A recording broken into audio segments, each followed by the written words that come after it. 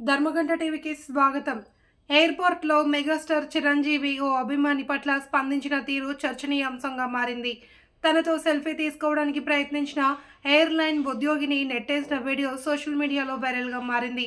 అయితే ఆ అభిమాని చిరంజీవితో సెల్ఫీ కోసం ప్రయత్నించగా పట్టించుకోకుండా వెళ్లారు. అతను మళ్లీ సెల్ఫీ కోసం ప్రయత్నించగా చిరు అతన్ని పక్కకి తోసేశారు. దీంతో చిరంజీవి తీరుపై తీవ్ర విమర్శలు వస్తున్నాయి.